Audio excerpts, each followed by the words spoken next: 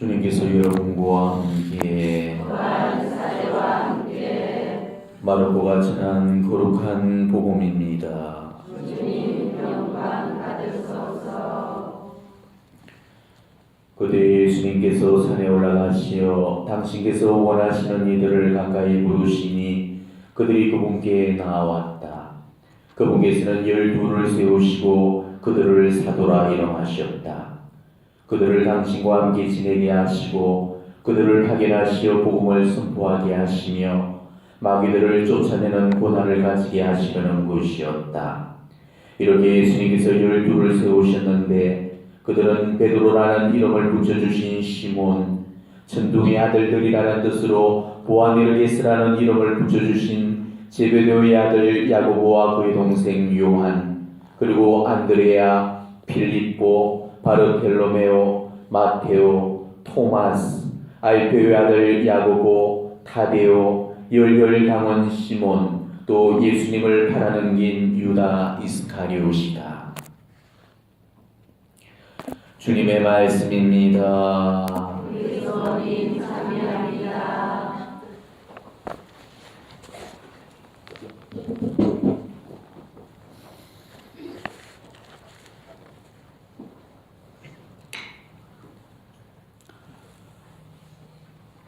오늘 복음 말씀은 12제자를 뽑으신 경우에 대해서 들려주고 있습니다.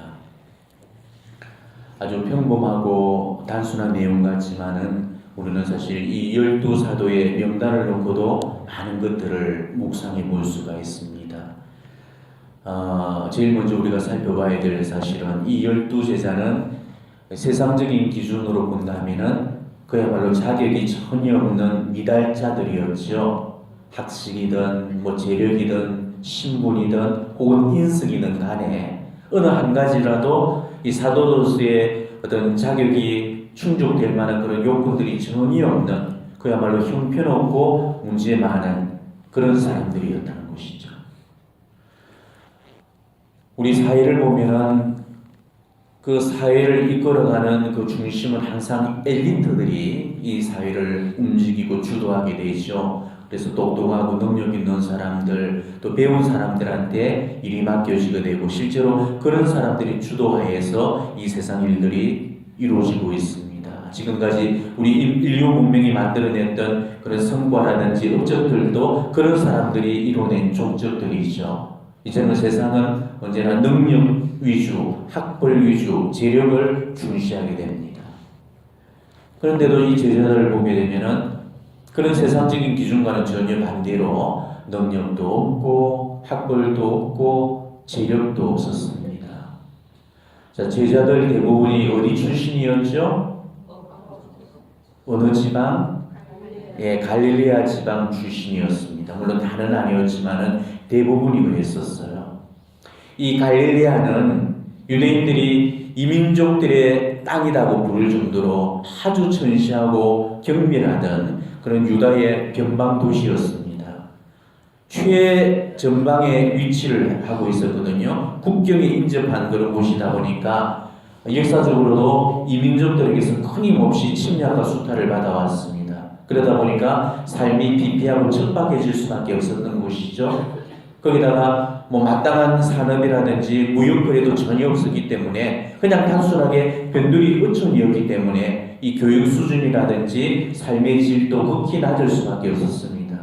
그래서 주민들 대다수가 고기잡이를 해서 생계를 이어간다든지 아니면 부재지주의 땅을 부쳐먹는 그런 소작농들이 대부분이었거든요.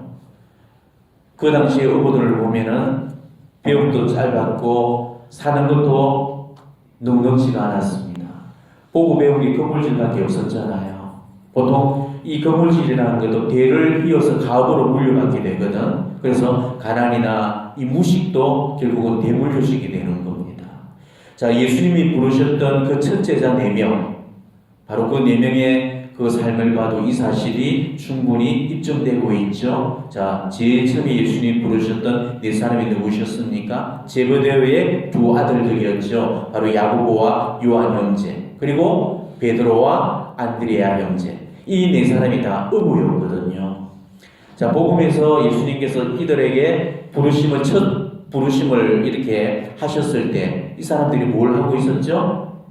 무대에서 그물을 손질을 하고 있었던 중이었습니다. 그리고 예수님이 부르셨을 때 배와 그물과 아버지를 버리고 예수님을 따랐다고 이렇게 언급되어 있잖아요. 그러니까 만일 예수님께로부터 부르심을 받지 않았더라면 아마 아버지의 읍을 되도록 물려받았을 겁니다.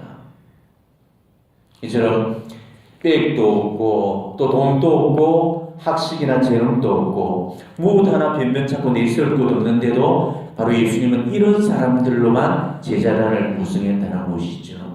그것도 밤을 새워서 뽑아놓은 사람들이 그물질밖에 할 줄 모르는 이런 무식한 사람들이었다는 거, 이거는 전혀 상식적이거나 정상적이지 않는 거죠. 만일 우리가 오늘하면은 자신을 호위하고 보좌할 수 있는 그런 어떤 참모를 이런 식으로 뽑지는 않았을 거예요. 싼맛에서는 알바라든지 일용직 노동력이라면 모를까 아마 참모진을 이런 식으로 구성하지는 않았을 겁니다. 그런데도 예수님은 바로 그런 사람들로 제자단을 구성했다는 것이죠. 이게 사람과 하느님의 인재 등용술의 차이점입니다. 하느님께서 사람을 쓰시는 이 방법은 사람의 생각과는 크게 다르다는 것이죠. 그래서 이사야서에서도 그런 말씀을 하시죠. 내 생각은 너희 생각과 같지 않고 너희 길은 내 길과 같지 않다. 하느님은 당신 도구를 선택하실 때 똑똑하고 능력 있고 또 카리스마 있는 그런 인물들을 절대 선택하지 않으신다는 것입니다. 훌륭하고 뛰어난 그런 사람들을 다 제쳐놓고 가장 능력 없고 형편없는 자들을 뽑으신다는 것이죠. 이게 바로 하느님이 사람을 쓰시는 인용술이라는 것입니다. 그러니까 하느님이 사람을 쓰실 때 하느님은 세상적인 조건들을 전혀 고려하지 않으십니다.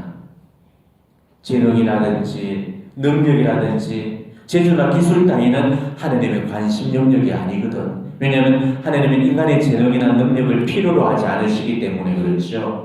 그 사람이 얼마나 똑똑하나, 그 사람이 얼마나 배웠나, 그 사람이 얼마나 가졌나, 그 사람이 얼마나 큰 능력을 가지고 있나, 이거는 하느님의 관심사가 아닙니다. 하느님은 전지전능하시기 때문에 당신 스스로가 그 권능과 능력을 다 갖고 계시거든요. 없는 데서 일으키시죠. 무너진 데서 다시 세우시는 분이 우리 하느님이시거든요. 그래서 우리 하나님은 인간의 능력에 의존하지 않으시고 당신 능력으로도 충분히 그 성공을 끌어내시는 분이십니다. 오히려 그렇기 때문에 하나님은 훌륭하고 뛰어나고 재능 있는 사람들은 잘 쓰려고 하지는 않으셔. 재능 있는 사람들한테 어떤 일을 맡겨가지고 그 일을 하도록 하면은 마치 그 사람이 잘나고 똑똑해서 그 사람의 능력으로 이뤄낸 일처럼 되어버리기 때문에 그래서 하나님은 그 사람을 잘 쓰지를 않습니다. 성모님과 스테파노 호비 신부님이 나눴던 그 대화에서도 이 사실이 잘 드러나고 있거든요. 호비 신부님이 어느 날 성모님께 물었죠. 성모님, 왜 저보다도 더 적당하고 유능한 사람을 선택하지 않으셨습니까? 과거에 제 불충을 다 아시면서도 어떻게 저를 이렇게 믿으실 수 있습니까? 이렇게 물었습니다. 그럴 때 성모님께서 이런 대답을 주셨죠. 바로 가장 적합하지 않는 도구라는 바로 그 이유 때문에 내가 너를 선택했단다. 그래야 이 일을 너의 일이라고 말할 사람이 없지 않겠느냐. 너의 약함을 통해 내 강함을 드러내고 아무것도 아닌 너를 통해서 나의 권능을 드러낼 작정이다. 이렇게 말씀하십니다. 바오로 사도께서도 고린도전서에서 이런 말씀을 하시죠. 자, 들어보십시오. 형제 여러분, 여러분이 부르심을 받았을 때를 생각해 보십시오. 속된 기준으로 보아 지혜로운 이가 많지 않았고 유력한 이도 많지 않았으며 가문이 좋은 사람도 많지 않았습니다. 그런데 하나님께서는 지혜로운 자들을 부끄럽게 하시려고 이 세상에 어리석은 것을 선택하셨습니다. 그리고 강한 것을 부끄럽게 하시려고 이 세상에 약한 것을 선택하셨습니다. 하나님께서는 있는 것을 무력하게 만드시려고 이 세상에 비천한 것과 천대받는 것, 곧 없는 것을 선택하셨습니다. 그리하여 어떠한 인간도 하나님 앞에서 자랑하지 못하게 하셨습니다. 그러면서 이런 말씀도 하시죠. 사실 성경에도 이렇게 기록되어 있습니다. 나는 지혜롭다는 자들의 지혜를 부숴버리고 슬기롭다는 자들의 슬기를 치워버리리라. 지혜로운 자가 어디에 있습니까? 하나님께서 세상의 지혜를 어리석은 것으로 만들어버리지 않으셨습니까? 라고 이야기합니다. 예수님도 이와 유사한 그런 말씀을 하셨죠. 아버지, 하늘과 땅의 주님, 지혜롭다는 자들과 슬기롭다는 자들에게는 이것을 감추시고 누구에게 드러내 보이셨다고요? 철부지들에게 드러내 보이시니 아버지께 감사드리나이다. 이렇게 기도를 하셨잖아요. 그러니까 하느님께서는 언제나 당신 일을 하실 때 이렇게 어리석고 약하고 비천하고 이런 철부지 같은 그런 사람들을 쓰신다는 것이죠. 근데 이런 사실은 우리 각자한테도 다 적용이 되고 있습니다. 내가 불림을 받은 것은 내가 잘나서가 아니라는 거죠. 바로 가장 적합하지 않은 도구라는 그 이유 때문에 지금 내가 불림을 받고 선택이 되어졌다는 것입니다. 제가 사제가 된 것도, 여러분이 지금 레지오 단장이 된 것도, 어떤 봉사직의 단체장이 된 것도 다 그런 이유로 되었다는 것이죠. 우리가 허약하기 때문에, 우리가 미련하기 때문에, 보잘것없기 때문에, 비천하기 때문에, 멸시받기 때문에, 아무것도 아니기 때문에, 아무것도 하느님 앞에 자랑할 게 없기 때문에, 그래서 하느님께서 나 같은 자를 쓰시는 것이죠. 그래서 나를 통해서 당신의 권능을 드러내고 당신의 영광을 더 높이려고 하시는 것입니다. 저는 가끔씩 그런 생각을 해보고 있습니다. 만약 제가 사제가 안 되었더라면 지금쯤 뭘 하고 있을까? 생각만 해도 아찔합니다. 돈도 없고 그렇다도 큰 배짱도 없으니까 사업할 업무도 못 될 것 같고, 또 그렇다고 꼬라지가 못 되고 남 밑에 구석을 그런 성격도 전혀 못 되거든요. 그렇다고 딱히 건강하기라도 하나, 당뇨에 뭐에 몸도 성치 않아가지고 또 노가다간에 뛰어들 체력도 되지를 못해요. 이런 제가 사제가 안 되더라면 지금쯤 뭘 하고 있을까? 근데 저를 만나본 신자들은 하나같이 신부님은 사제가 진짜 잘 어울리십니다. 이런 소리를 하고 있거든요. 그러면서 저한테 사제직이 천직이라고 그럽니다. 여러분이 보실 때도 그렇게 생각이 드십니까? 네. 그건 참 감사한데 저는 지금까지 그 소리를 늘 칭찬하는 소리로만 알아들었습니다. 그래서 저 자신도 내가 정말 사제가 되기를 잘했구나 이런 생각으로 자유하면서 살았거든요. 근데 요즘 가만히 생각을 해보니까 신자들의 말이 그런 뜻이 아닌 것 같아요. 신부님은 사제가 되기 정말 잘하셨습니다. 이 말은 네가 사제가 됐으니까 그만 요 정도로도 봐줄만 한 거지 사제가 안 됐더라면 봐줄 수가 없어. 그런 소리 같아요. 수단을 로마 카레를 하고 있으니까 그나마 사람처럼 보이는 것이 아마 사제가 안 됐더라면 누가 그들보기라도 하겠습니까? 잘난 사람은요 사제복 안 입고 또 로마 칼라 안 하고도 얼마든지 더 근사하게 보일 수가 있거든요. 사제복 걸치고 봐줄만 하다는 소리는 그나마 그거라도 걸치고 있으니까 사람으로 보인다는 소리거든. 그러니까 그제서야 제 꼬라지를 알고 나니까 제가 정말 보잘것없는 도구가 맞다는 것을 제 스스로가 인정할 수밖에 없더라는 것이죠. 자, 그렇다면 하느님은 왜 이런 보잘것없는 도구를 당신의 일을 할 수 있는 그런 도구로서 선택을 하셨을까? 설마 하느님께서 저희 안에서 전혀 모르고서 이런 선택을 하셨을 리는 만무할 겁니다. 다 알고 계셨으면서도 불구하고 저를 선택해 주셨다는 것이죠. 그럼 바로 이런 미약한 도구를 통해서 당신의 영광을 더욱더 빛내시고 드러내기 위해서라는 것입니다. 장인의 우수성은 좋은 연장에서 나오는 것이 아니죠. 바로 장인의 손끝에서 나오는 법입니다. 어설픈 초자들이 원래 연장을 탓하는 법이라고 그러잖아요. 좋은 연장으로 뭔가를 만드는 거 그거는 누구나 다 할 수가 있습니다. 하지만 시원찮은 연장으로 뭔가를 만들어내는 거 이거는 장인이 아니고서는 불가능한 일이죠. 예리한 칼, 날선 톱, 튼튼한 망치, 또 아구가 탁 맞는 대패 이런 걸로는 누구나 쉽게 그 고급진 나무 의자를 만들어낼 수가 있습니다. 하지만 그와는 반대로 무린 칼, 또 녹슨 톱, 깨진 망치, 이 빠진 대패 이런 걸로는 제대로 만들어내지를 못하잖아요. 이런 걸로 만약에 어떤 명품 나무 의자를 폼나게 만들어냈다. 아마 그 장인은 이름을 날리고 더 큰 명성을 얻게 될 것입니다. 그러니까 하나님께서 나같이 쓸모없는 연장을 선택하신 이유도 바로 여기에 있었다는 것이죠. 연장이 좋으면은 그 멋진 작품이 연장 때문인 줄로 믿게 되잖아요. 그렇지만 연장이 나쁘면 나쁠수록 장인의 솜씨가 더욱더 두드러지고 돋보이게 되는 것입니다. 그렇기 때문에 하나님은 언제나 가장 쓸모없는 연장을 이렇게 집어드시는 겁니다. 물론 그렇다고 해서 또 아예 쓰지 못할 연장을 고르시지도 않으셔. 하나님도 보시는 눈이라는 게 있는데 계란손 아무나 끌어다가 쓰시지는 않거든요. 사람을 쓰시되 봐가면서 쓰시는 거죠. 마음도 없고 받아들이지도 않는 사람을 억지로 또 데려다 앉혀놓고 당신 도구로 쓰시지는 않습니다. 하나님이 한 영혼을 당신 도구로 쓰시는 경우는 바로 그 사람 안에서 하나님만이 보시는 그 어떤 가능성을 하나님이 보셨기 때문이죠. 비록 겉으로 보기에는 뭔가 위태위태하고 불안불안하게 보이지만은 그 누구도 보지 못하는 하나님이 아시는 은밀한 그 사람 안에만 있는 영적인 그리움과 갈망들을 보셨기 때문에 그래서 하나님이 그 사람을 쓰시는 거죠. 자, 무화과 나무 위에 올라왔던 그 자케오를 예수님께서 보셨을 때도 그냥 단순하게 나무 위에 올라선 그런 자케오를 본 게 아니죠. 바로 그런 그의 모습 속에서 하나님을 향한 그 간절한 열망을 보셨기 때문에 그래서 그를 부르셨던 것이고 그의 집에서 식사를 하셨던 것이죠. 나타나엘을 부르셨을 때도 자 필립보가 나타나엘을 부르기도 전에 이미 돌무화과 나무 아래 앉아서 그 영적 갈망을 품고 있던 그 나타나엘을 미리서 보셨던 것입니다. 그래서 나타나엘을 부르셨던 거죠. 그러니까 이 성경을 보면 모든 사도들 제자들이 다 그런 영적 열망이라든지 이런 그리움들을 다 품고 있었던 것입니다. 예수님은 바로 그걸 보시고 그 사람들을 부르시고 선택을 하셨던 것이죠. 왜냐하면 예수님께서는 바로 그런 사람들을 원하시고 필요로 하시기 때문에 그래서 그런 사람들을 쓰시는 겁니다. 오늘 복음에서도 잘 나와 있잖아요. 주님께서 그 제자들을 뽑으실 때 당신이 원하시는 이들을 뽑으셨다라고 되어 있잖아요.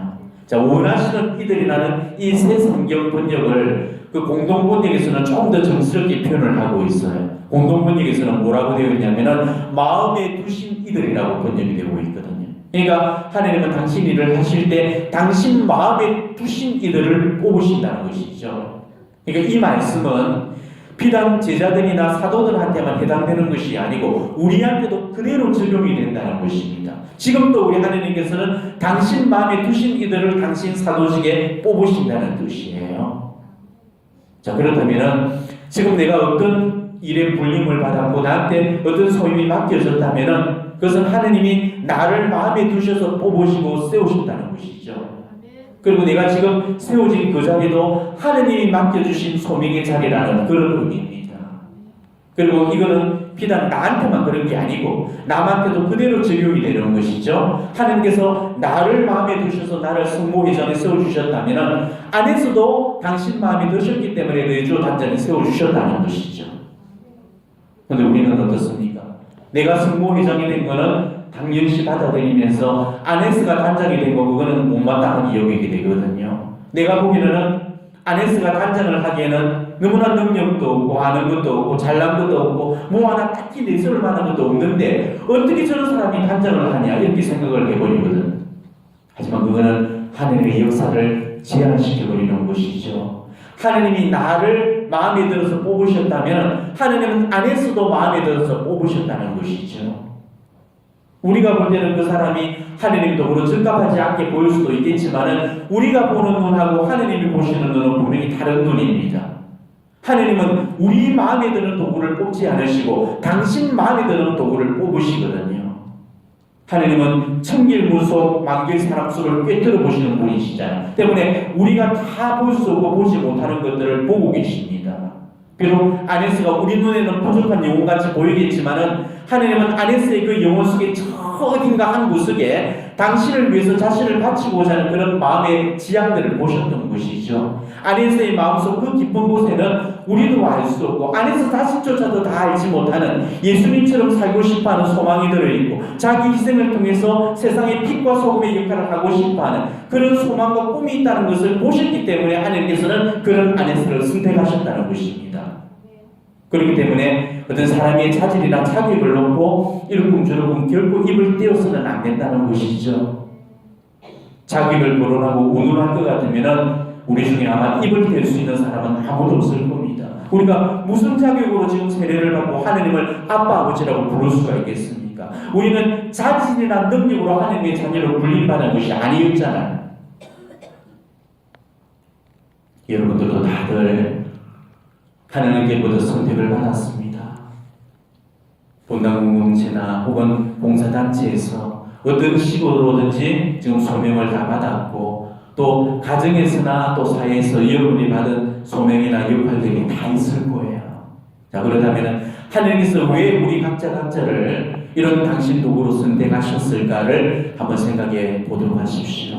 이토록 부족하고 이토록 적합하지 않은 그런 우리한테 이런 중책을 맡기시고 능력 없는 우리를 왜 이런 봉사단체에 앉혀놓으셨는지 그거를 생각해 보십시오.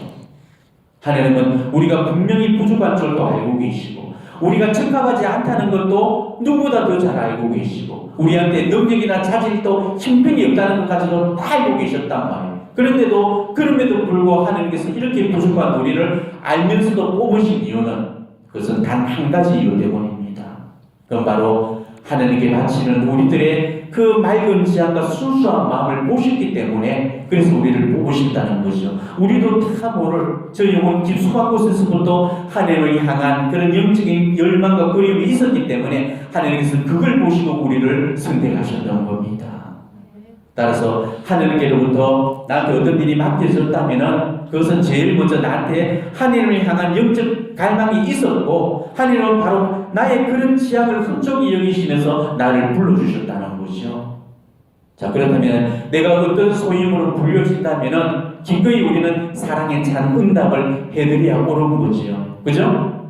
그렇지만 우리가 그럴 때마다 우리는 얼마나 자주 변명을 하면서 그 하느님께서 나에게 맡기시는 그런 일들을 우리가 거절을 하게 됩니까? 저는 배운 게 없습니다. 저는 부족합니다. 저는 내세울 게 없습니다. 저는 아는 게 없습니다. 가진 핑계와 변명들을 대면서 하느님이 나에게 맡겨주신 그런 일들을 감당하지 못하겠노라고 이야기를 하죠. 능력이 없기 때문에, 재능이 없기 때문에, 자질이 없기 때문에, 시간이 없기 때문에 그래서 하느님의 일을 할 수 없습니다라고 이야기합니다. 그렇지만 이런 것들은 우리가 하느님 앞에서 이유가 되지 않고 오히려 변명이 되어질 뿐이죠. 왜냐하면 하느님께서는 그런 것을 이미 다 알고서 나를 선택하시기 때문입니다. 때문에 우리는 언제나 하느님 이 부르심 앞에서 즉각적인 응답을 해드려야 옳은 것입니다. 자, 첫 제자들이 불림을 받는 그 장면을 한번 보십시오. 예수님이 바로 그 사람들을 부르셨을 때 성경에서는 뭐라고 이야기합니까? 곧 바로 배와 그물과 아버지를 버리고 예수님을 따랐다라고 이야기하고 있죠. 곧 바로 따랐습니다. 그리고 배와 그물과 아버지를 버렸습니다. 그리고 예수님을 따랐다는 것이죠. 이게 하나님의 부르심 앞에서 우리가 드릴 합당한 응답의 자세라는 것입니다. 우리는 나한테 어떤 일이 맡겨지는지 그게 바로 하나님께로부터 온 일이고 하나님께서 시키시는 일이라고 받아들이고 기꺼이 사랑에 찬 응답을 해드려야 하는 것입니다. 그리고 오늘 이 복음에서 우리가 또 한 가지 유추해 보면서 살펴봐야 되는 것은 하나님의 일이라는 것은 처음부터 끝까지 어떤 자세로 우리가 임해야 되는가? 겸손과 순종으로서 이 하나님의 일을 해나가야 된다는 것입니다. 그래서 첫째도 겸손이고 둘째도 겸손이고 1순위도 순종이고 2순위도 순종인 거예요. 내가 아무것도 아니고 미천하고 부족한 도구를 하는 것을 안다면은 감히 자기 업적을 자랑 삼을 수가 없고 자기 재주나 자기 능력으로 어떤 일을 해낸다고 자랑해서도 안 되는 것이죠. 자기 재주나 능력을 과시하는 그런 사람들은 어떤 성과나 업적을 하나님께 돌리지 않고 자기 능력으로 이런 공로로 돌리게 됩니다. 하나님 일을 하면서 자기가 잘났다고 생각해버리는 바로 그 순간에 우쭐거리게 되고 또 잘난 체 하게 되고 결국 교만으로 떨어져가지고 그때부터는 은사의 심각한 병질이 따르게 되는 겁니다. 이렇게 해서 하나님께로부터 받았던 그 고귀한 은사가 변질된 사람들이 얼마나 많습니까? 우리 교회 안에 수두룩하게 널려져 있습니다. 하나님의 일을 행하는 데 있어서 우리가 절대 놓쳐서는 안 될 그 덕목이 바로 겸손과 순명과 그리고 충실과 항구함, 이 네 가지입니다. 이 네 가지를 잃어버리는 순간 우리는 받은 은사마저도 잃어버리게 되는 거예요. 그래서 저는 오늘 이 복음을 풀어내면서 이 은사의 변질과 타락에 대해서 조금 더 집중적으로 여러분들에게 말씀을 드리고자 합니다. 여러분들이 성경을 다 읽어보셔서 아시겠지만 그래도 다시 한번 사울 왕의 이야기를 꼭 읽어보시기를 바랍니다. 은사가 변질고 타락한 대표적인 그 케이스가 이 사울 왕이었거든요. 하느님께로부터 소명을 받았던 사람이 이 겸손과 순명과 충실과 첫 마음을 잃어버렸을 때 은사에 어떻게 변지려고 하는지, 그리고 하느님의 영이 떠나버린 사람의 마지막 운명이 어떻게 결말지어지는지 우리는 사울 왕을 보면서 깊이 묵상해 봐야 되는 것입니다. 사울 왕의 이야기는 이 하느님 일을 하는 우리들한테 정말 좋은 묵상의 거리를 제공해 주고 있거든요. 이 남의 이야기가 아니고 바로 내 이야기일 수도 있는 그 이야기를 해주고 있기 때문입니다. 이게 하느님 일을 하는 사람이라든지 공동체의 어떤 소임을 맡은 사람들일수록 이 사울 왕을 이 표본으로 삼고 교훈으로 삼고 자기를 끊임없이 진단하고 점검을 하셔야 되는 겁니다. 누구든지 처음 불림을 받았을 때 지녔던 그 첫 마음이란 게 있죠. 자, 사도들도 처음 불려졌을 때 가졌던 마음들이 있었습니다. 그리고 사울도 왕으로 선택되면서 가졌던 첫 마음이 있었거든요. 누구에게든 이 첫 마음은 다들 깨끗하고 순수하고 또 투명하고 맑은 법이죠. 우리한테도 다 그런 첫 마음들이 있었을 겁니다. 우리가 어떤 부르심을 받았을 때를 한번 떠올려 보십시오. 입교를 해서 세례를 받았을 때, 혹은 어떤 공동체에 내가 첫 발을 들여놓았을 때, 그때 우리는 다들 첫 마음을 가지고 있었을 겁니다. 예, 근데 우리한테, 사제한테도 마찬가지죠. 사제가 첫 매사를 드릴 때 그 첫 마음이 있었고, 우리 수녀님들도 마찬가지죠. 수도원이 나를 받아들이기 위해서 대문을 열어줬던 바로 그 첫 마음이 있었고, 여러분들도 이 예식장에서 서로의 손을 맞잡으면서 수양했을 때 첫 마음이라는 게 있었잖아요. 우리가 이 첫 마음을 잃어버리지 않고 살아간다면 우리는 늘 한결같은 마음으로 살아갈 수가 있는 것이죠. 자, 이 말씀을 뒤집어보면 뭡니까? 우리가 첫 마음을 잃어버렸기 때문에 한결같은 마음으로 살아가지 못하고 있다는 것이죠. 정채봉 시인의 첫 마음이라는 시가 있습니다. 1월 1일 아침에 세수하면서 먹은 첫 마음으로 1년을 산다면, 학교에 입학하여 새 책을 처음 펼치던 영롱한 첫 마음으로 공부를 한다면, 사랑하는 사이가 처음 눈이 맞던 날에 떨림으로 내내 함께 한다면, 첫 출근하던 날 신발끈을 매면서 먹은 첫 마음으로 직장일을 한다면, 아팠다가 병이 나은 날에 상쾌하고 감사한 마음으로 몸을 돌본다면, 개업날의 첫 마음으로 손님을 언제고 돈이 적으나 밤이 늦으나 기쁨으로 맞는다면, 세례성사를 받던 날에 빈 마음으로 눈물을 글썽이며 교회에 다닌다면, 나는 너는 나라며 화해하던 그날의 일치가 가시지 않는다면, 이 사랑은 그때가 언제이든 새 마음이기 때문에 바다로 향하는 냇물처럼 날마다가 새로우며 기뻐지며 늙어지리라. 정말 공감이 가는 그런 글이라고 생각이 됩니다. 우리가 이런 첫 마음으로 하느님을 만나고 첫 마음으로 남편을 바라보고 첫 마음으로 내게 맡겨진 사람들과 일을 사랑하면서 산다면 우리 삶이 얼마나 아름다우시고 풍요로우실 수가 있겠습니까? 근데 우리가 이 첫 마음을 잃어버림으로써 우리는 너무나 많은 것들을 지금 잃어버린 채 살아가고 있잖아요. 첫 마음을 잃어버리면서 우리는 매너림에 빠진 채 얼마나 많은 우리 인생의 귀중한 시간을 허비하고 낭비하면서 살아가고 있습니까? 2017년 이제 정유년 새해가 시작된 지도 이제 한 달이 거의 끝나가고 있습니다. 항상 우리가 새해를 맞이하면서 올해는 내가 이렇게 한번 살아봐야지 하는 그런 거룩한 결심들을 정초에 세우게 되죠. 올해도 분명히 그런 결심들을 다들 세우셨을 겁니다. 그런데 우리는 늘상 그래.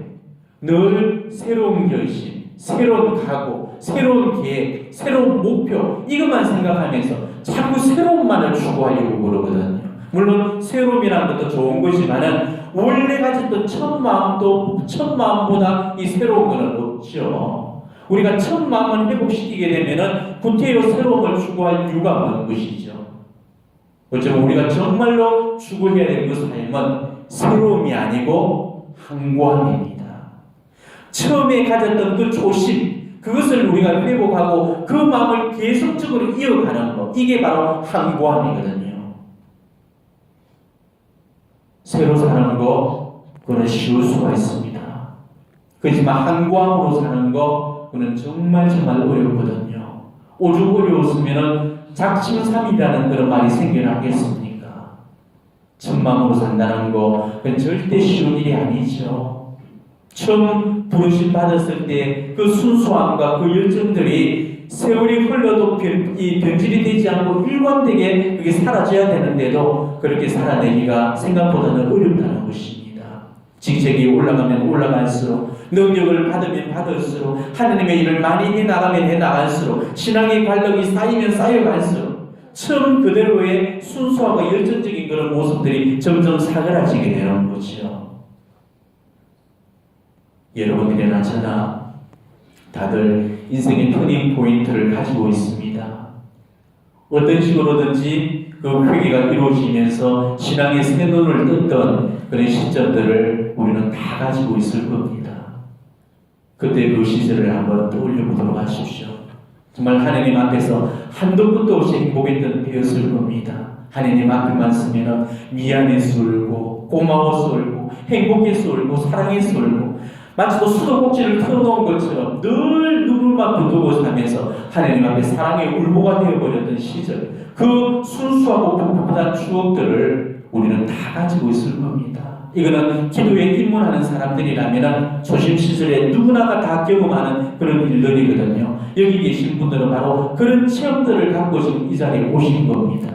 그때 우리는 분명히 깨달았을 거예요. 내가 하나님 사랑을 받을 만해서 그 사랑을 받은 게 아니라는, 내가 하나님의 부르심을 받아 마땅하기 때문에 내가 여기로 불려진 게 아니라는, 나만큼 크고 많은 죄를 지은 죄인이 없고 나만큼 용서받을 수 없는 죄인이 없다는 것. 그런데도 불구하고 하나님은 그런 나를 회개시켜 주셨고 사랑해 주셨고 나를 선택해 주셨다는 것. 우리는 바로 그런 체험들을 다 했던 사람들이에요.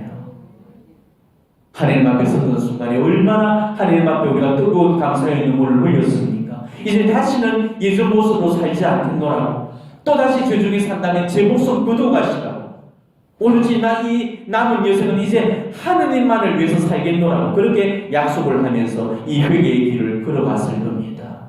근데 그랬던 우리의 생각들이 지금은 어떻습니까? 과연 그날의 그 감격과 그 기쁨과 그 설렘과 그 감사를 지금 또 여전히 성성이 간직하면서 살고 있냐는 것이죠. 여러분들한테 하나 물어볼게요. 여러분들은 회개했던 그 시절이 그립습니까? 아니면 지금이 더 행복합니까? 회개했던 시절이 행복하죠. 지금이 더 행복하다는 사람은 진짜로 잘 사는 사람일 겁니다. 그렇지만 지금 내가 회개하던 시절을 고려하면서 그 시절로 되돌아가고 싶은 그런 마음을 가지고 있다면 그 사람은 지금 첫 마음을 잃어버렸다는 증거죠. 회개했던 그날의 그 감격, 그 감사를 지금 잃어버렸다는 것입니다. 그것은 곧 한구함을 잃어버렸다는 것이죠. 이거는 변보가 아니고 변질이 된 것입니다. 진보가 아니고 퇴보가 되었다는 소리예요. 신앙인들이 그 신앙의 해를 묵고 갈수록 변보되기보다 변질되는 경우가 얼마나 많은지 몰라요. 처음 내가 하나님께 드렸던 그 거룩하고 깨끗한 그 맑지 않고 원리가 살아가면 살아갈수록 오히려 낡고 퇴색해버리게 되거든. 신앙생활이 더해가면 더해갈수록 영적으로 더 득스럽고 더 성숙해져야 되는데도 그러기는커녕 오히려 반대로 가는 경우가 훨씬 더 많은 것입니다.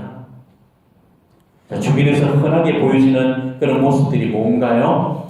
본당이나 어떤 단체에서 어떤 문제를 일으키거나 혹은 말썽을 피우고 또 싸움이 지른지가 되는 그런 사람들은 항상 보면은 새 영세자라든지 같이 신앙생활에 입문한 사람들이라든지 기도생활을 막 시작한 초보들, 그런 사람들이 아니죠. 항상 이 갓 영세를 받았다든지 기도 생활을 이제 막 시작한 초보들을 보면은 다들 영이 깨끗하고 순수하고 청량합니다. 그때는 다 감사한 뿐이고 다 기쁨과 황홀한 뿐이야.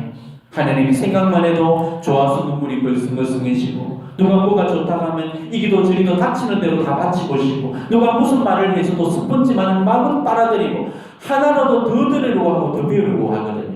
그때는 누구나가 맑고 순수하고 어떤 사리사욕도 없이 그저 하느님이 좋아가지고 발바닥에 불이 나도록 이리저리 쫓아다니면서 정신없이 살고 있단 말이에요. 근데 시간이 흐르면 흐를수록 10년이 가고 20년이 지나고 30년이 되어가면은 그때부터는 이 신앙생활의 경험도 풍부해지게 되죠. 모르는 것들도 다 알게 됩니다. 경력도 붙을 만큼 붙게 되고 관력도 쌓일 만큼 쌓이게 된다는 것이죠. 바로 그럴 때 변질과 타락이 찾아오게 되는 거죠. 자, 벼도 여물면 고개를 숙이듯이 우리 신앙생활도 무르익을수록 더 겸손해져야 되고, 더 너그러워져야 되고, 더 이해해야 되고, 더 베풀고, 더 수용하고, 더 순명하고, 더 조심해져야 되는데도 오히려 반대로 가는 경우들이 대부분이라는 것이죠. 우리가 그 올챙이 시절을 잊어버리듯이 초심을 잃어버리고 심각한 변질이 찾아오게 됩니다. 변보가 있어야 될 그 삶에 변질이 일어나고 마는 것이죠. 신앙생활이 오래되면 오래될수록 그 빳빳하던 모가지도 점점 더 부드러워지고, 이 꼿꼿하던 허리도 더 낭창낭창해져야 되는데도 더 오만방자해지고, 더 완고해지고, 더 빼앗하고, 더 못됐고, 더 욕심사납고, 누구 말도 안 들으려고 하고, 싸우려고만 하고, 이겨먹으려고만 하고, 고집불통에 지 밖에 모르고 지 꼴리는 대로 살게 되거든요. 초보들처럼 몰라서 못 사는 게 아니죠. 프로들이기 때문에 너무너무 잘 압니다. 그렇지만은 알면서도 안 사는 거죠. 자, 몰라서 못 사는 거하고 알면서 안 사는 거, 이거는 차원이 다른 것입니다. 이미 볼 거 다 받고 들을 만한 소리 다 들어왔고 경험할 만한 그런 체험들을 다 가지고 있거든요. 그러니까 누가 무슨 소리를 해도 눈도 꼼짝 안 됩니다. 니네들이 뭘 알아? 나만 한 사람 없어. 이런 오만방자함이 굳은 산처럼 딱딱하게 굳어져가지고 어떤 충분한 관계도 받아들이지를 않고 어떤 말씀도 치고 들어갈 수가 없는 거죠. 사울을 보십시오. 처음에는 얼마나 순종직이었습니다. 근데 그런 그가 가면 갈수록 누구의 말도 들으려고 하지를 않았죠. 충직한 직언을 올렸던 다윗의 말도 들으려고 하지를 않았습니다. 아들 요나탄이 보석스러운 춤은 또 외면해버렸죠. 사무엘을 통해서 들려주시는 하느님의 말씀조차도 따르려고 하지를 않았습니다. 왕과 이 오만방자함이 굳은 살처럼 그렇게 굳어져 버린 것입니다. 자, 아시다시피 굳은 살은 이거는 되돌릴 수가 없는 살이죠. 살이 굳기 전에 이 마사지를 해가지고 살려야지, 살이 이미 굳어진 이후에는 도려내지 않고서는 그 살려낼 수 있는 방법이 없는 겁니다. 이런 오만방자함이 굳어질 대로 굳어지면은 도려내지 않고는 방법이 없는 것이죠. 자, 사울이 피해를 당할 수밖에 없었던 이유도 바로 여기 있었던 것입니다. 오죽했으면 하나님이 당신 손으로 세우셨던 그 사울을 당신 손으로 내리시고 하셨겠습니까? 사울이 처음으로 하나님 부르심을 받고 이스라엘 최초의 왕으로 선별되었을 때만 해도 사울은 정말 겸손한 영혼이었고 하나님 마음에 드는 흡족한 영혼이었습니다. 자, 사무엘이 그 사울을 왕으로 세우려고 했을 때도 사울은 자신이 가장 보잘것없는 지파의 제일 비천한 문벌 출신임을 스스로 고백하면서 왕의 자리를 극구 사용할 만큼 그렇게 겸손했던 인물이었거든요. 그리고 왕이 된 이후로도 자기 정적들을 숙청하거나 제거하지를 않았습니다. 자기 왕권을 반대하는 사람들한테 얼마나 관대롭고 자비로웠는지 몰라요. 또 부모한테는 또 얼마나 고성지국이었습니까? 잃어버린 암나귀를 찾아오라는 그 아버지 말씀을 따르기 위해서 꼴짝꼴짝을 헤매면서까지 나귀를 찾아다닐 만큼 그렇게 아버지께도 순종직이었단 말이에요. 하나님도 사울의 그런 모습을 보면서 흡족해 하셨거든요. 자기 아버지의 말씀이 전토록 순종할 그런 인물이라면 당신 말씀에도 분명히 순종할 거라고 그렇게 믿으셨던 것입니다. 그렇지만 사울은 어땠습니까? 결국 이스라엘 왕으로 초대되면서부터 자정식 변질이 오기 시작했죠. 해를 얻어갈수록, 그리고 왕권이 강화되면 강화될수록 초심을 잃어버리게 되고 이 무리함과 오만방자함이 싹트기 시작합니다. 그리고 결국은 자기도 모르는 그 새해에 왕직에 심각한 그런 변질이 오고 말이죠. 그렇게 장점도 많았고, 그렇게 고성스러웠고, 그렇게 순종적이었고, 그렇게 자비로웠던 이 사울 왕이 말년에는 불순종적이었고 포악하고 오만방자 폭군으로 변해버렸던 것입니다. 그렇다면 왜 이렇게 되어버렸을까? 이게 바로 초심에 심각한 변질이 왔기 때문에 그랬던 것이죠. 왕quyền 굳어질수록 자기가 하느님 도구라는 사실을 망각해버렸던 것입니다. 자기 마음대로 움직일 수 있는 이 거대한 절대 권력을 거머쥐었을 때 이미 그의 삶에는 하느님께서 계시지 않으셨습니다. 하느님 없이 살고 있었던 것이죠. 그래서 하느님에 대한 두려움이나 외경 이런 것도 다 사라져버리고 오로지 자기 뜻으로만 모든 걸 이끌려고 했습니다. 그러다 보니까 하느님이 싫어하시는 일을 행하게 되고 하느님 명을 어기는 불순종의 죄를 범할 수밖에 없었던 것이죠. 어떤 죄를 범했습니까? 자, 사울은 아말렉을 완전히 진멸하라는 그 헤렘법, 그 하느님의 그 헤렘법에 순종을 하지 않죠. 그리고 아말렉을 완전 보물로 바치지를 않았습니다.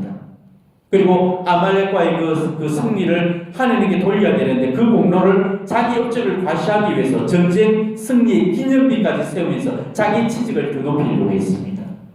그리고 그 오만방자함이 거기서 끝나지 않았죠. 제사장만이 모실 수 있는 그 제사권을 자신이 직접 제사를 드림으로써 월권까지 행사를 합니다. 그리고 하느님께서 그토록 역겨워하시는 무당 인매를 찾아가서 죽은 사무엘의 혼백을 불러내므로써 어떤 문제를 해결해내려고 했거든요. 우리가 행해야 될 어떤 올바른 행동 규범들은 하느님을 두려워하는 데에서부터 비로소 되는 것이죠. 하느님 두려워하는 사람은 절대 하느님 눈밖에 벗어나는 짓은 하지 않습니다. 그리고 하느님 두려워하는 사람은 절대 사람도 두려워하지 않죠. 그렇지만 사람을 두려워하는 사람은 하느님을 두려워하게 되어 있습니다. 사울이 그랬거든요. 사울은 하느님을 두려워하기보다는 언제나 인간을 더 두려워했습니다. 사람을 두려워했기 때문에 사람들한테만 비유를 맞추려고 했고 하느님의 비유는 맞추지를 않았죠. 그래서 그의 행실은 늘 하느님 그 눈밖에 벗어날 때가 많았던 것입니다. 결국 하느님께서는 당신 손으로 세우셨던 그 사울을 결국 당신 손으로 피하고 말하셨습니다. 그렇지만 사울은 그마저도 순종을 했으니까 순종 안 하죠. 사울은 자기 인생 말년 그 10년 동안에 최악의 인생을 보내게 됩니다. 자기의 그 귀중한 인생을 무모하게 그 한 사람한테만 다 걸면서 미움과 증오의 시간들로 다 소진을 해버리게 되죠. 자기를 내리고 그 다윗을 세우신 하나님의 뜻에 끝까지 불순종해버립니다. 그리고 10년간 다윗의 뒤를 밟으면서 그를 없애려고까지 했거든요. 결국 사울은 시기질투에 눈먼 폭군이 되어서 하느님 눈밖에 벗어나고 말았습니다. 그리고 마지막까지 자기 삶을 뉘우치지를 않았고 전쟁터에서 자기 스스로 목숨을 끊음으로써 인생을 자살로 마무리 짓고 말았습니다. 그것도 적에게 죽었다는 후문이 두려워가지고 자존심 때문에 자살을 선택했지요. 그러니까 이 사울 왕의 이야기는 우리가 묵상하면 묵상할수록 정말 가슴 아픈 이야기가 아닐 수 없습니다. 그렇게 하나님의 두터운 신망과 총애를 받았던 이 사울 왕이 어떻게 이렇게까지 하나님께부터 처절하게 버림을 받아야 했는지 이거는 생각하면 생각할수록 아이러니가 아닐 수가 없는 것이죠. 저는 이 사울 왕의 삶을 보면서 너무나 안타까운 마음이 들었습니다. 사울이 왕이 아니었고 차라리 평범한 그런 삶을 살았더라면 아마 그렇게 비참한 추후를 맞이하지 않았을 겁니다. 처음처럼 늘 그렇게 겸손하고 순종적인 인물로 줄곧 세상을 살다 갔을지도 몰라. 사울이 이렇게까지 되었던 근본적인 원인은 바로 초심을 잃어버린 데 있었던 것입니다. 사울이 초심만 잃어버리지 않았다면 이런 비참한 결과까지 절대 맞지 않았을 겁니다. 오히려 이스라엘 역사에서 제일 위대한 승무원으로 아마 기록되었을 겁니다.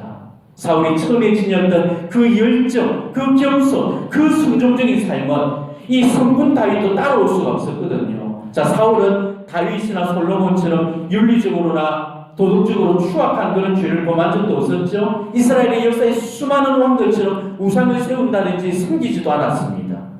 그의 잘못은 오로지 단 한 가지 뿐이었죠. 자기가 지니고 있던 그 처음에 맑고 깨끗한 마음을 잃어버린 데 있었다는 것입니다. 그 한 가지를 잃어버림으로써 결국 전부를 다 잃고 말았던 것이죠. 사울이 아버지의 뜻 앞에 순종했던 것처럼 그 하나님의 뜻 앞에서도 그렇게 순종을 했더라면은 아마 그렇게 비극적으로 끝나지 않았을 겁니다. 어쩌면 성경의 역사에서 가장 안타깝고 가장 가슴 아픈 스토리의 하나가 이 사울왕의 이야기일 겁니다. 그렇지만은 이 사울의 이야기가 비단 남의 이야기가 아니고 네 이야기일 수도 있다는 것이죠.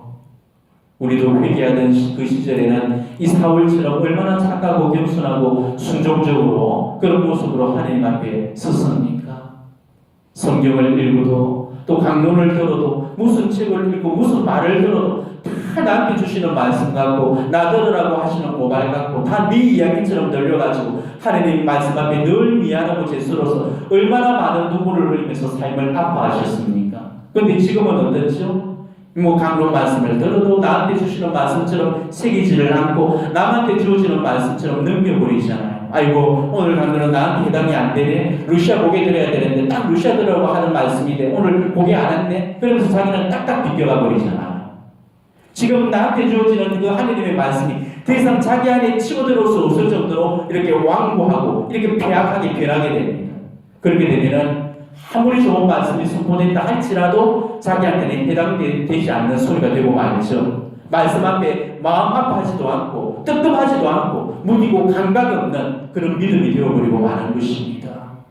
우리가 처음에 하나님 체험을 하고 기도 시작했을 때만 해도 하나님이 시키시고 명령하시는 일이라면 무슨 일이든지 죽을 각오로 일을 하고 곧대로 믿고 따르고 실천을 했거든요.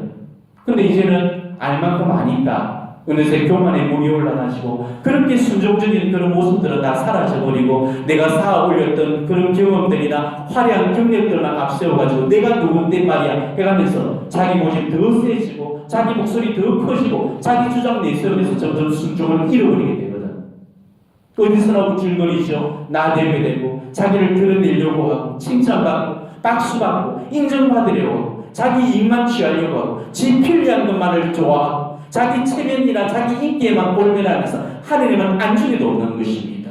그때부터 이미 변질이 시작되는 것이죠. 그 사람은 아무리 많은 일을 하고 훌륭한 업적을 쌓더라도 하느님 영광이 도구가 아니고 자기 영광을 위해서 사는 도구가 될 수밖에 없는 것입니다. 하느님은 이런 영혼들을 대단히 싫어하셔. 그런 영혼들이 맺어놓은 그런 화려한 업적이나 성과에는 하나님은 눈길을 주지 않으십니다. 오히려 더 싫어하시고 더 외면하시죠. 그래서 그 영혼을 더 이상 당신 도구로 쓰지 않으시고 버리시게 되는 겁니다.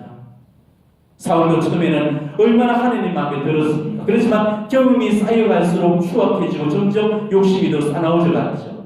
하나님께 인정받기보다는 사람들로부터 인정을 받으려고 하고 박수받고 칭찬받고 우대받기를 원했고 하나님이 누릴 공을 자기가 누리려고 가로채기까지 했습니다. 하나님의 말씀에도 귀도 기울이지 않았고 하나님 무서워하지도 않았습니다. 결국 그런 오만방자 모습들이 하나님 눈밖에 나게 된 거잖아요.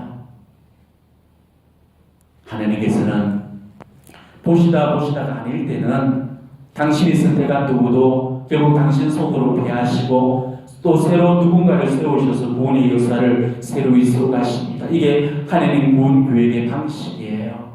세웠다가 배우시고 또 다른 사람을 세우기도 하신다는 거, 이거는 정말 두려운 일입니다. 하나님 눈밖에 벗어나는 일도 두렵겠지만은 하나님 손길로 내침을 받는다는 거, 그건 더더욱 두려운 일이잖아요. 우리한테서도 이 사울 왕의 모습은 없는지 우리가 정말 잘 살펴보셔야 됩니다.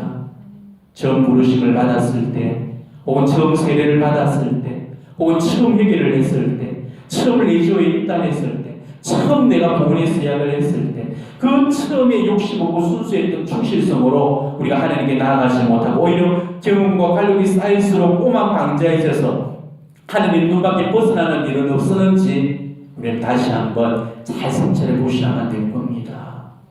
이런 강론을 하고 있는 저부터가 정말 다시 성찰을 해봐야 되겠고, 또 이거는 우리 모두가 정말 깊이 있게 성찰해 봐야 될 그런 부분이라고 저는 생각합니다. 우리가 처음 가졌던 그런 거룩한 마음으로 살고 있지 않다면 하나님은 그런 우리를 사울처럼 무섭게 내리치시고 벌하실 겁니다. 우리가 한번 하나님께 뽑혔다고 해서 백날 천날 하나님이 우리를 지켜주시고 책임져 주실 거라고 생각하시면 그건 오산입니다. 우리 삶이 하나님 눈밖에 벗어나고 하나님께 충실하지 못하고 내 마음대로 살게 되면은 하나님이 사울도 버리셨는데 하물며 우리라고 왜 못 버리시겠습니까? 나는 너를 도무지 알지 못한다. 이 게으르고 사악한 종아. 그러면서 우리를 내치실 겁니다. 우리가 하느님 심판대에서 이런 말씀을 듣는다면 얼마나 가슴 아픈 일이 되겠습니까? 우리 하나님의 인내에도 한계가 있다는 것입니다. 우리 하나님은 무한 자비로우신 분이시지만은 또한 무한 공의로우신 분이라는 사실을 결국 잊어서는 안 됩니다. 하나님은 정말 무서우신 분입니다. 정말 자비로우신 분이시지만은 때로는 너무나도 엄격하시고 냉정하신 분이시거든요. 우리가 하나님이 당신 성에 차지 않고 못마땅하더라도 그래도 참아주시고 또 참아주시고 또 기다려주시고 또 기다려주시지만은 보시다 아니다 싶을 때는 부모던 영혼도 사정없이 내쳐버리신다는 것. 우리는 이 사울을 보면서 이거를 무섭게 생각하면서 우리 자신을 반성하면서 살아야 되는 겁니다. 하느님이 사울을 배하시고 또 새로 이 다윗을 세우셨다는 점을 기억하시고 오늘 요한복음의 이 말씀을 우리가 다시 한번 되새겨봤으면 좋겠습니다. 너에게 나무랄 것이 있다. 너는 처음에 지녔던 사랑을 저버린 것이다. 그러므로 네가 어디에서 추락했는지를 생각해내어 회개하고 처음에 하던 일을 다시 시작하여라. 네가 그렇게 하지 않고 회개하지 않는다면 내가 가서 네 등잔대를 그 자리에서 치워버리겠다. 정말 무서운 말씀이죠. 우리 각자가 정말 두려운 마음으로 살피면서 내 삶에 대입하고 묵상하고 또 성찰하면서 우리 삶의 중심을 다시 회복하는 그런 말씀으로 삼아야 될 줄 믿습니다. 그리고 또한 이 초심의 회복이 단순하게 하느님과의 관계성 안에서만 끝내서는 안 되겠죠. 우리가 하느님과의 관계 안에서도 그래야 되겠지만은 가정을 꾸려나가는 데 있어서도 그래야 되고 성당에서든 직장에서든 이웃들 속에서든 처음에 지녔던 그 마음을 잃어버리지는 않았는지 그걸 살펴보면서 회복의 시간들을 가지셔야 되는 것입니다. 지금은 다들 외수가 되어버린 남편이지만은 처음에는 얼마나 사랑을 했습니까? 지금 내가 미워하는 그 사람을 처음에는 또 얼마나 좋아했습니까? 처음에 좋아했던 그 사람이 지금도 좋고 처음에 좋게 시작한 일이 지금도 좋게 마무리되고 있는지 내 초심이 얼마나 흔들리지 않고 우직하고 황구하게 가고 있는가를 우리가 다시 한번 살펴보셔야 되는 것입니다. 우리 각자는요 주님 마음에 들어서 주님께 뽑힘을 받은 그런 사울들이라는 겁니다. 하느님이 사울한테 나라를 맡기셨듯이 그런 우리들한테도 자식을 맡겨주시고 가정을 맡겨주시고 지금 내가 속한 그런 공동체를 맡겨주셨는데 우리가 처음 가졌던 그 마음을 한결같이 지켜가고 있는가를 한번 살펴보도록 하십시오. 남편한테 내가 처음 사랑을 고백하던 날 가졌던 그 마음으로 남편을 한결같이 내주고 있는지 내 아이를 내 손에 처음 받았을 때 가졌던 그 마음으로 한결같이 내 아이를 지금 대하고 있는지 또 단체에 들면서 가졌던 그 첫 수양이나 결심들을 지금도 깨뜨리지 않고 신실하게 지켜가고 있는지 이 내 첫 초심을 다시 한번 회복하는 시간들을 가져보시기 바랍니다. 하나님께서 우리한테 남편을 맡겨주시고 아이들을 맡기시고 이 가정을 맡기신 것은 하나님께서 나를 통해서 받고자 하시는 영광이 있으시기 때문에 그래서 나에게 그런 큰 역할들을 맡겨주신 겁니다. 우리는 하느님이 걸고 계신 이 희망을 절대로 실패시켜드려서는 안 된다는 것이죠. 지금 네 현실이 아무리 비참하고 내 처지가 아무리 암울하고 어려운 어떤 일들이 있고 상황이 나쁘다고 할지라도 결코 낙담하지 말고 또 실망하지 말고 포기하지 마시고 예수에게 희망을 두고 내 안에서 희망을 끌어올릴 수 있는 그런 여러분들이 되셨으면 좋겠습니다. 바울 사도의 말씀처럼 나는 약할 때 오히려 강합니다는 이 말씀을 절대 잊어버리지 마시기 바랍니다. 내가 부족하고 내가 허약하다는 것을 깨닫고 내 부족함과 허약함을 채워주시는 그 하나님의 놀라운 능력을 우리가 믿는다면 맡기신 사명을 잘 감당할 수 있는 능력도 하나님께서 함께 주실 줄로 믿습니다. 우리에게 맡겨진 일은 내가 하는 일이 아니고요. 하나님께서 내 안에서 하시는 일이라는 것을 우리가 좀 믿을 수 있었으면 좋겠습니다. 나는 부족하고 나는 불완전하고 나는 불가능하겠지만은 하나님께는 불가능한 일이 없기 때문에 내 소명을 충분히 감당할 힘을 하나님이 분명히 주신다는 것, 그걸 우리가 믿음 안에서 받아들이셔야 됩니다. 예수님을 향한 그런 순결한 사랑을 고백하시면서 예수님께 내 작은 재능, 작은 마음이라도 희생으로 내어드린다면 예수님은 그런 우리들을 선택하셔서 우리들이 머무는 공동체에 분명히 변화를 가져다 주실 거고 또 축복을 가져다 주실 겁니다. 제자들처럼 비록 보잘것없고 잘난 것은 없지만 내 가정 속에 또 내가 몸담고 있는 공동체 속에 내가 만나는 이웃들에게 우리 모두가 그런 쓰임받는 존재들이 되도록 열심히 살아갔으면 좋겠어요. 하나님께 희망을 두고 깨끗한 마음으로 봉헌하는 그런 삶을 살아간다면 하나님께서 그런 우리 모습을 보시고 반드시 우리를 선택하셔서 이 땅에 당신 나라를 이루어가는데 도구로 사용하실 줄로 믿습니다. 여러분 모두가 각자의 자리에서 하나님의 쓰임받는 그런 귀한 도구들이 되시기를 진심으로 축원합니다.